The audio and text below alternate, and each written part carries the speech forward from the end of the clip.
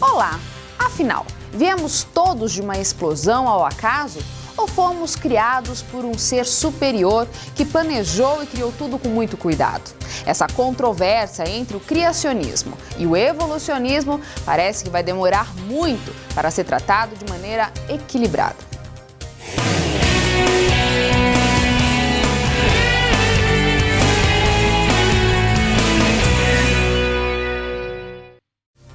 Se tanto o evolucionismo quanto o criacionismo são teorias, por que é que tanta gente trata um como científico e o outro como crença religiosa?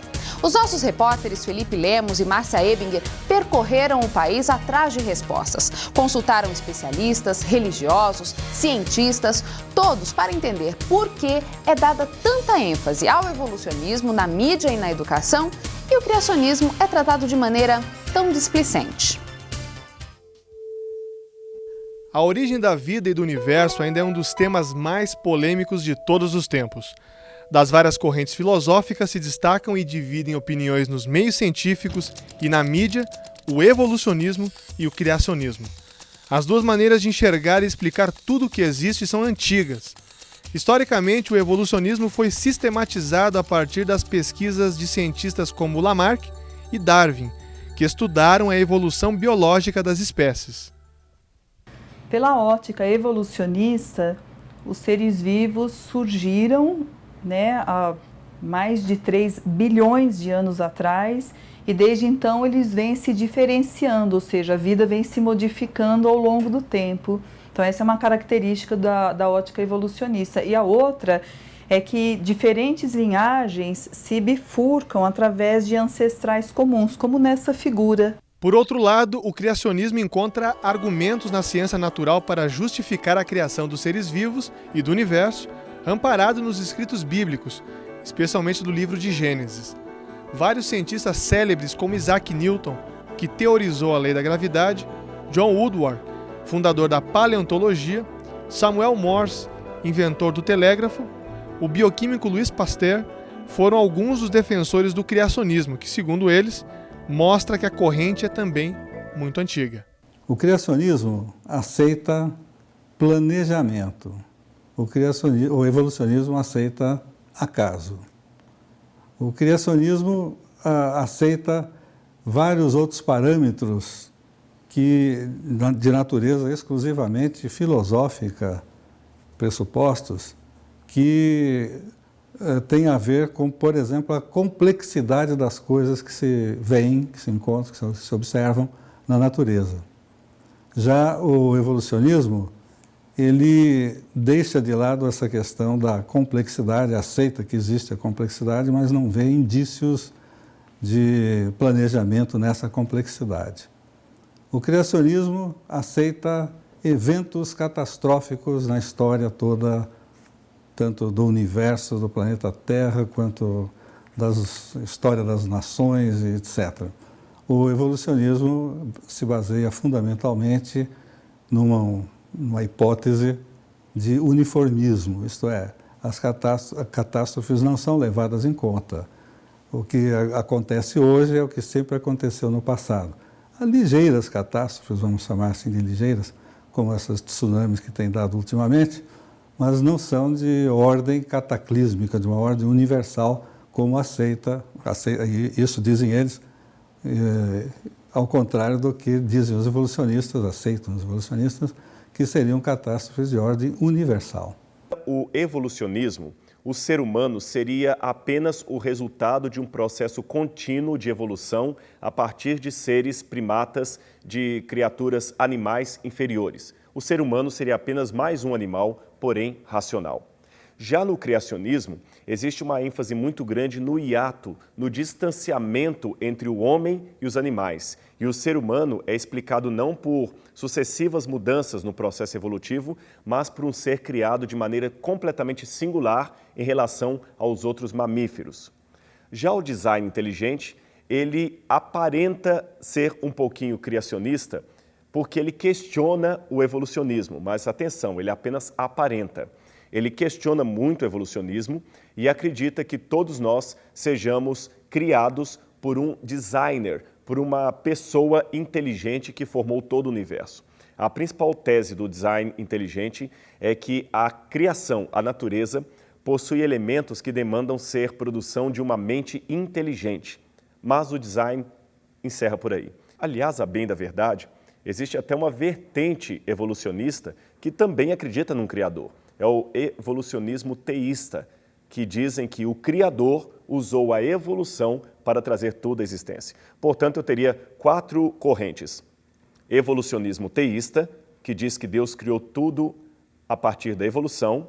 Nós temos o criacionismo teísta, de acordo com a Bíblia, que nega a evolução e acredita que o homem foi criado por um ato especial de Deus, conforme descrito na Sagrada Escritura.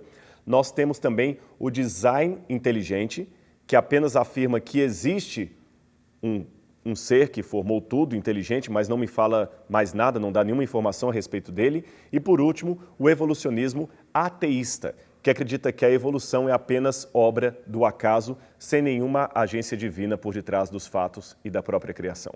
Quando o assunto é divulgação, há um nítido desequilíbrio.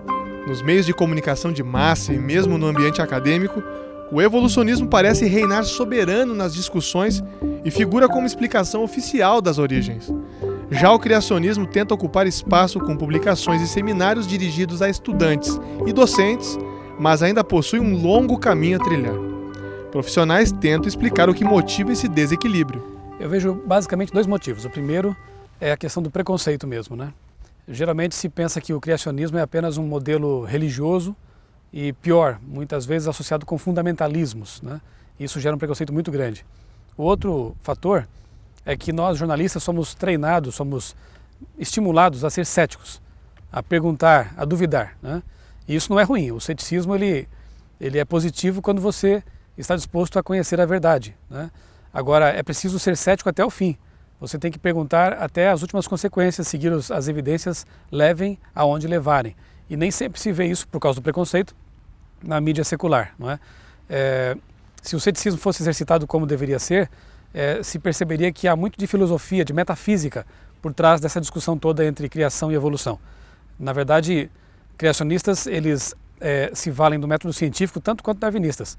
Agora, eles nunca negam, nunca deixam de admitir que por trás da visão deles, a cosmovisão deles é baseada na teologia bíblica, teologia judaico-cristã. Só que, por outro lado, o darwinismo também se vale de uma cosmovisão metafísica também, que é o naturalismo filosófico. Se essas questões fossem bem discutidas e esclarecidas, eu acredito que o preconceito seria bem menor. O que falta para o criacionismo ser mais respeitado e reconhecido realmente é a divulgação de suas teses. Nós temos muito poucos cientistas no meio acadêmico que realmente têm essa disposição de defender as teses criacionistas, porque é muito difícil, não é fácil. Hoje há realmente uma recusa muito grande, né? Uma predisposição negativa muito grande da academia de aceitar as teses do design inteligente, as teses criacionistas, pelas razões que nós já discutimos. Mas que a tese vai ser aceita é inevitável. Então é um momento de que realmente os cientistas criacionistas, os que apoiam a teoria do design inteligente, as posições criacionistas, realmente levantem as suas vozes na academia e divulguem que realmente a posição da teoria do design inteligente, a teoria do criacionismo, são posições baseadas em argumentos racionais, em dados científicos os mais recentes.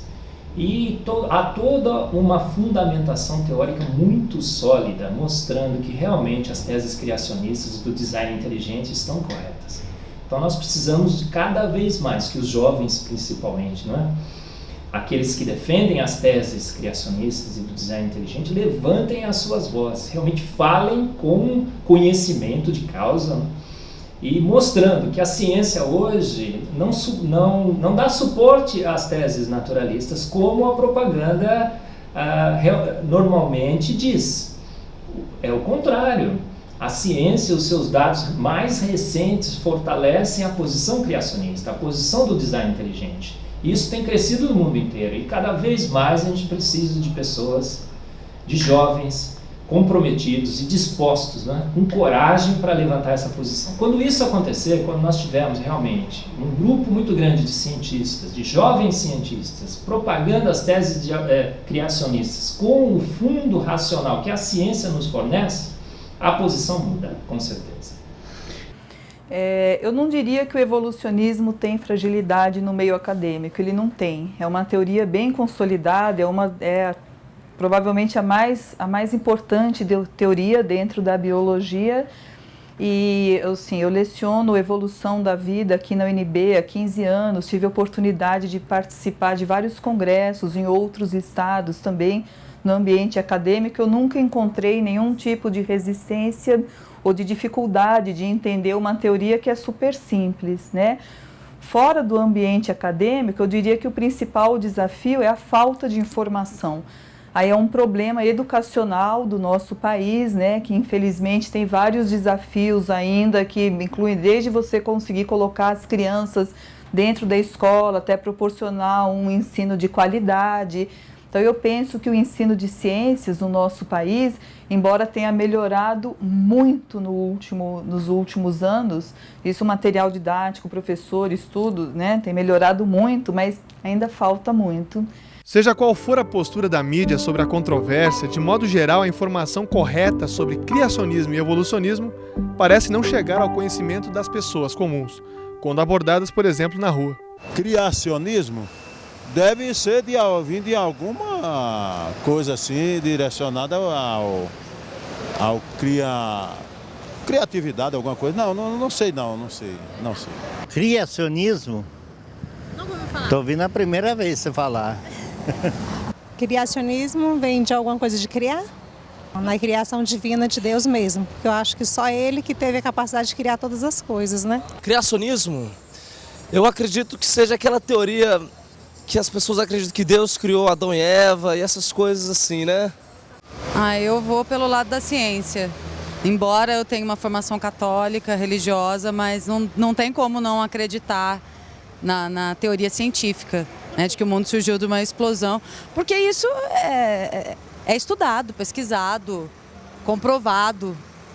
Recentemente, uma pesquisa mundial ouviu quase 19 mil pessoas a respeito da controvérsia entre criacionismo e evolucionismo. Segundo o levantamento feito pela Ipsos, para 28% dos entrevistados que se dizem criacionistas, os seres vivos foram criados por uma força espiritual que eles atribuem a Deus. Nesta categoria, o Brasil está em 5º lugar, com o maior número de pessoas que responderam ser criacionistas e crerem dessa maneira. Já para outras 41 pessoas entrevistadas, os seres vivos foram criados através de um lento processo evolutivo. Na prática, porém, nem sempre esses conceitos estão tão bem claros para todas as pessoas. No meio acadêmico, evolucionistas enfatizam a necessidade de separar os conceitos de religião e ciência, pois cada área de conhecimento tem a sua atuação específica, segundo eles. Os criacionistas também aceitam esta separação, mas encontram conexões e pontos convergentes de alguns fenômenos observados pela ciência com a religião, especialmente os relatos bíblicos. Exemplo disso são as áreas de geologia e astronomia. Eu creio que as evidências que podemos identificar nas rochas sedimentares com seu conteúdo fóssil, apontando por uma grande catástrofe, realmente é algo bastante significativo. Então, qualquer geólogo irá perceber que os seres, como estão expostos nas camadas sedimentares, como por exemplo o fóssil desse peixe, na realidade são 2 peixes que aqui estão muito bem preservados, nós iremos encontrar realmente fósseis de peixes no mundo inteiro e de outros animais, nas bacias sedimentares em toda a superfície da Terra, como se vivêssemos sobre um vasto cemitério. Não é? E a quantidade de fósseis é incrível, boa parte deles, a grande maioria, de origem marinha. Então, de alguma forma, no passado, os mares ou oceanos invadiram as áreas continentais, soterraram esses animais de maneira rápida e hoje eles foram preservados, né, através de processos especiais ligados à pressão e temperatura que ocorrem no interior das rochas. Sendo possível, então, nós temos seres tão bem preservados. Isso não está ocorrendo hoje, em nossos dias. Tá? Então, alguma coisa ocorreu no passado. Por outro lado, quando olhamos para desastres geológicos que ocorrem hoje, nos dias atuais, terremotos, fenômenos vulcânicos e outros desastres, onde vemos as forças da natureza agindo de maneira violenta, isso para nós nos faz lembrar da grande catástrofe, do dilúvio que ocorreu lá atrás. Não é? Quando a gente fala de evolução em física, nós estamos falando de algum processo que acontece ao longo do tempo. Todo mundo acredita em evolução nesse sentido. A questão é como se deu essa evolução. Então, algumas pessoas misturam Big Bang com teoria de Darwin, por exemplo. Misturam Big Bang com a origem da vida. Na verdade, são dois assuntos separados. O Big Bang fala essencialmente de como as leis físicas implicam em criação e expansão do universo. Criação é o surgimento e a expansão tem a ver com a evolução do universo. O universo vai crescendo com o tempo, isso é uma evolução.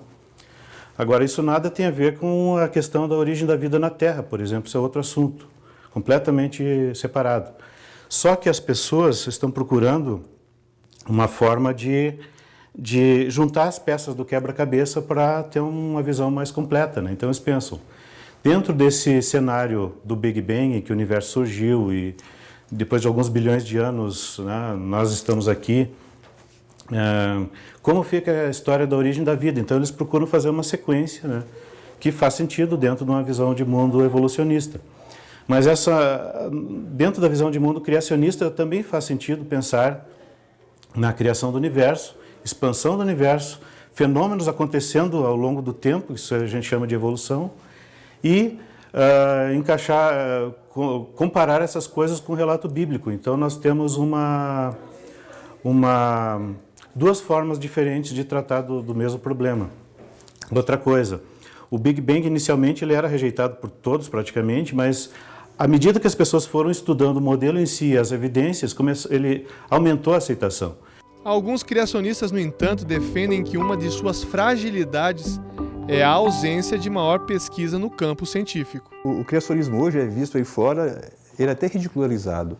E isso tem um certo sentido, né? Hoje, muitas pessoas falam do criacionismo, mas muito poucas pessoas falam com propriedade sobre o criacionista. Isso é que é um problema. Pessoas, talvez bem intencionadas, às vezes talvez até defender a sua fé, mas eles falam daquilo que eles não conhecem. O grande problema nosso para dar credibilidade, é eu ter profissionais formados, talvez em temas que sejam do interesse do criacionista. Então, se eu for ter geólogos, por exemplo, eu ter geólogos sedimentólogos, eu ter geólogos estratígrafos, geólogos especializados em rochas sedimentares, biólogos especializados talvez em genética, em evolução, para a gente dar mais consistência às nossas propostas.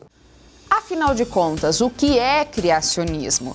Tanta gente fala do evolucionismo que na hora que nós perguntamos o que é criacionismo, a maioria das pessoas nem sabe responder.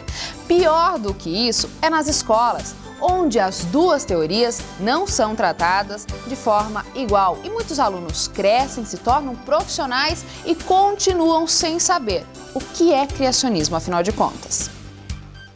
Não há imagem que ilustre melhor o ato do Criador do que uma mulher grávida.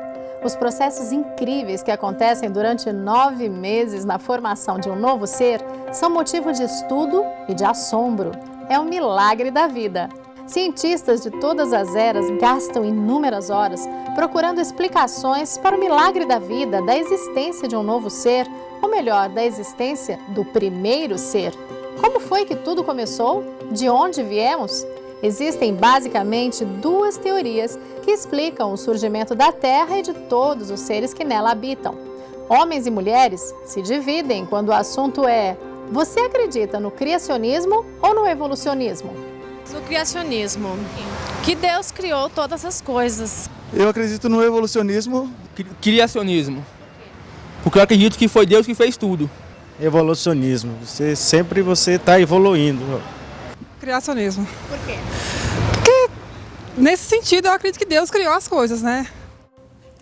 A aceitação de uma ou outra teoria depende de alguns fatores que estão muito relacionados à crença religiosa e estudo científico. A maneira como o assunto da criação do mundo chega até as pessoas define a sua crença. As escolas são muito responsáveis por essa definição. Exatamente por isso, conversamos com os órgãos gestores da educação no Brasil para saber que tipo de orientação é transmitida a professores do ensino fundamental sobre a maneira como esse assunto deve ser abordado em sala de aula. A Lei Federal de Diretrizes e Bases da Educação Nacional, a LDB, determina que não existe uma orientação nacional sobre o assunto. As secretarias de educação dos estados e as próprias escolas têm autonomia para tratar do tema. Em entrevista com Erasto Fortes, que é secretário adjunto da Secretaria de Educação de Brasília, constatamos que há sim uma orientação registrada em manuais para os professores da rede pública, tanto brasiliense como do resto do Brasil. No Brasil nós temos 2 níveis de ensino, educação básica e ensino superior. A educação básica, ela se divide em educação infantil, ensino fundamental e ensino médio. E ela, em geral, é uma atribuição dos estados e dos municípios, pela legislação, né? Diferente da educação superior, que é regulada pelo governo federal. Então, na educação básica, o que existe é uma orientação curricular geral, existem diretrizes nacionais curriculares para cada nível de ensino e em algumas situações, inclusive para algumas temáticas, como, por exemplo, educação ambiental, educação para os direitos humanos, etc. Erasto Fortes ainda falou sobre o tema da criação do mundo em sala de aula. A orientação da rede, de um modo geral, não apenas para essa questão, mas para todas as questões do currículo, é de que deve se respeitar a pluralidade dos entendimentos existentes sobre as questões que são polêmicas, né? Então, não se orienta que exista a afirmação de um dogma de qualquer natureza que seja, mas a apresentação da pluralidade das opções a respeito de um determinado tema para que isso seja um motivo e uma matéria-prima para um debate, né, pedagógico e educacional dentro da sala de aula. O representante da Secretaria de Educação de Brasília ainda destacou que existe também uma diretriz para as aulas de religião. Nós temos uma legislação de educação no Brasil que está em vigor, a Lei de Diretrizes e Bases, de 1996. E como todas as demais legislações que antecederam a de 1996, o ensino religioso é considerado uma disciplina obrigatória no currículo. Não é? E, apesar de obrigatória, opcional para o estudante, o que significa que a escola tem a obrigação de oferecer disciplina, mas o estudante tem a liberdade de se matricular nela ou não, dependendo da opção que faz a família. Na outra ponta, nas escolas, os professores tratam do assunto de maneira equilibrada, procurando mostrar as duas teorias e deixando que alunos definam a sua crença.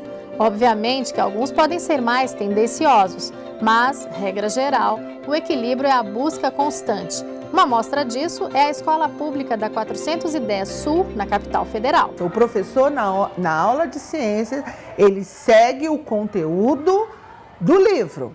Vamos dizer assim, o conteúdo que está no currículo para ele trabalhar. Que o currículo de ciências é diferente do currículo de ensino religioso. E ele trabalha livremente, não há uma cobrança, não há um direcionamento, né, para o professor trabalhar dessa ou de outra forma.